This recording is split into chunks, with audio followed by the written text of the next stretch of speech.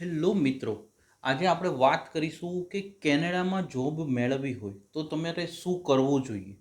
જો તમે બી તમારું કેરિયર કેનેડામાં ડેવલપ કરવા માગતા હો તો તમારા માટે હું આજે ગાઈડન્સ લઈને આવ્યો છું કે જ્યાં તમારે કેનેડામાં જ્યાં જોબ મેળવવી છે તો તમારે એની અમુક પ્રોસેસ ફોલો કરવી પડે છે. આ પ્રોસેસને આપણે આગળ વિડીયોમાં જોઈશું. વિડીયો પૂરો જોજો જેથી તમને સારું સમજાશે અને વ્યવસ્થિત રીતે તમે સમજી શકશો. અને હજી અમારી ચેનલને તમે સબસ્ક્રાઈબ નથી કરી તો સબસ્ક્રાઈબ કરજો, નોટિફિકેશન ઓન રાખો જેથી કરીને તમને અહીંયા આગળ આવી જ ઇન્ફોર્મેશન બધીઓ મળતી રહેશે. હવે આપણે આગળ વધીએ કે જેની અંદર જ્યારે ઇન્ડિયાની અંદર મિનિમમ હું તમને વાત કરું કે જ્યારે આપણા વિદ્યાર્થીઓ છે એ 12મા ધોરણ સુધીનું અભ્યાસ પૂરો કરે છે ત્યારબાદ એમનું બી ડ્રીમ હોય છે કે અમે એક સારી યુનિવર્સિટી કોલેજની અંદર એડમિશનો લઈએ, સારું એજ્યુકેશન મેળવીએ અને અમે બહાર વિદેશમાં જઈને સેટ થઈએ. તો હવે જ્યારે તમારે કેનેડાની અંદર સેટ થવાનો કોઈ વિચાર છે, તમે ઇન્ડિયામાં બેચલર કરેલું છે, ઇન્ડિયામાં 12th પૂરું કર્યું છે કે ઇન્ડિયાની અંદર તમે તમારું માસ્ટર પૂરું કર્યું છે, તો તમારે અમુક ડોક્યુમેન્ટ્સની રિક્વાયરમેન્ટ હોય છે. જેની અંદર સૌપ્રથમ તમારે પાસપોર્ટ તમારો ઓપનિંગ કરાવી લેવો જોઈએ, જેનાથી તમારે અબ્રોડ જવા માટે જ્યારે બી વિઝા પ્રોસેસની જરૂર પડશે ત્યારે તમે એનો ઉપયોગ કરી શકો. બીજું છે અત્યારે સોશિયલ મીડિયાની જે ઓપનિંગ્સ આવી રહી છે એ પ્રમાણે તમારે જો કેનેડા જવું છે તો અમુક સોશિયલ મીડિયા પર તમે તમારી રીતે ત્યાં આગળ જ્યારે જોબ પોસ્ટિંગ થતી હોય છે કેનેડા તરફથી તો એની અંદર તમે એપ્લાય કરી શકો છો. તમને જ્યારે બી કોઈ જોબ મળે છે તો તમે આગળ એની પ્રોસેસ તમને જ્યારે બી કંપની ગાઈડ કરે તો તમે આગળ જઈ શકો છો. હવે હું તમને એક વસ્તુ જણાવીશ કે જો કેનેડામાં સૌથી ઇઝીલી જોબ કરવા માટે સૌથી સારી વસ્તુ શું, તો કે તમારી પાસે જો કેનેડાનું પીઆર હોય તો તમારા માટે બહુ જ સરળ થઈ જાય છે કે તમે કેનેડાની અંદર રહી બી શકો, જોબ બી કરી શકો અને પૈસા બચાવી બી શકો છો. આ માટે તમારે જો કેનેડાનું પીઆર લેવું હોય તો પહેલી તમારી પ્રાયોરિટી કે તમારે એના કેનેડાના અમુક પીઆર પ્રોગ્રામ્સ છે જેના માટે તમારે તમારું ઇંગ્લિશ જે છે એ તમારે આપવી પડે. ઇંગ્લિશની એક એક્ઝામ હોય છે જેમાં સૌથી સારી એક્ઝામ જે છે એ આઈએલટીએસની એક્ઝામ હોય છે. તમે પોતાની આઈએલટીએસની એક્ઝામ જ્યારે તમારી પૂરી કરો છો ત્યારે તમારે એની અંદર જો એટલીસ્ટ હું તમને કહું કે 5.5 કે 6 બેન્ડ બી મિનિમમ અને મેક્સિમમ તો તમે 9 બેન્ડ સુધી બી લાવો છો તો તમને એ બેનિફિશિયલ હોય છે. બીજું, કેનેડાની અમુક જે વેબસાઇટ્સ છે જેની અંદર કેનેડા જોબ બેંક્સ વગેરે છે ત્યાં તમે પોતે એપ્લાય કરી શકો છો.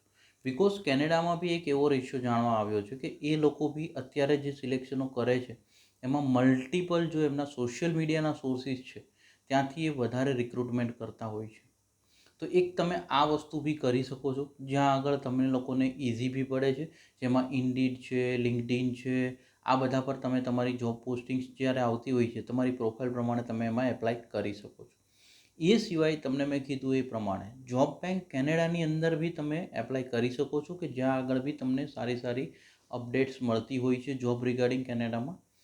અને સૌથી ઇઝી જો તમારે જોબ જોતી હોય કેનેડામાં તો તમારી પાસે પીઆર હોવું જોઈએ, જેમાં કેનેડાના અમુક પીઆર પ્રોગ્રામો છે જેમાં એક્સપ્રેસ એન્ટ્રી છે, ફેડરલ સ્કિલ વર્કર પ્રોગ્રામ જે છે એક્સપ્રેસ એન્ટ્રીની સાથે જોઈન્ટ થયેલો છે, પ્રોવિઝનલ નોમિની પ્રોગ્રામ પીએનપી પ્રોગ્રામો ચાલી રહ્યા છે જેની અંદર એસઆઈએનપી આવે છે, Saskatchewan immigration nominee program, Quebec immigration nominee programs હોય છે.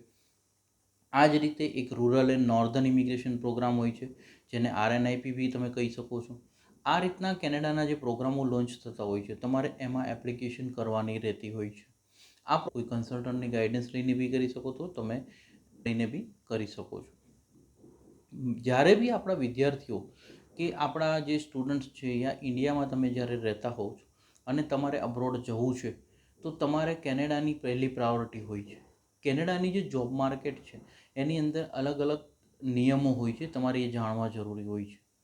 આ નિયમોની અંદર જેમ કે તમે સ્ટડી પ્લસ વર્ક વિઝા પર છો તો સ્ટડી તમે હાફ ડે કરી શકો છો. એવી રીતના પહેલાં 20 અવર્સ પર વીક કામ કરવા મળતું હતું, પછી એને કોવિડ ટાઈમની અંદર 40 અવર્સ પર વીક કરી દેવામાં આવ્યું હતું અને અત્યારના સમયની અંદર એ જ તમારું જે વર્ક છે એ હમણાં નવા નિયમો પ્રમાણે 24 અવર્સ પર વીક તમને જોબ કરવા મળે છે.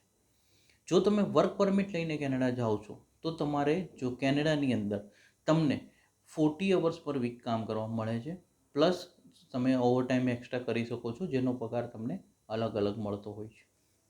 અને જો તમે પીઆર થઈને ગયા છો તો તમારી પાસે ઓપ્શન્સ રહે છે કે તમે તમારી મરજી પ્રમાણે જેમ તમે ઇન્ડિયામાં કામ કરી શકો છો એ જ રીતે તમે કેનેડામાં બી કામ કરી શકો છો. કેનેડાનું પીઆર લીધા પછી તમને અમુક બેનિફિટ્સ મળે છે. તમે એઝ યુઝ્યુઅલ જેમ ત્યાંના સિટીઝન્સ રહેતા હોય એ બધા બેનિફિટનો ફાયદો તમે ઉપાડી શકો છો. અને આ જ રીતે હું તમારી સાથે જોઈન્ટ થતો રહીશ, તમને માહિતી આપતો રહીશ, જેને પાર્ટ 2ની અંદર હું તમને એ સજેસ્ટ બી કરીશ કે તમે કેનેડામાં જો જાઓ છો તો તમારો બજેટ પ્લાનિંગ કઈ રીતે કરવું જોઈએ. ચેનલને સબસ્ક્રાઈબ રાખો, નોટિફિકેશન ઓન રાખજો, જેથી તમને આ બધું ગાઈડન્સ ઇઝીલી મળતું રહે.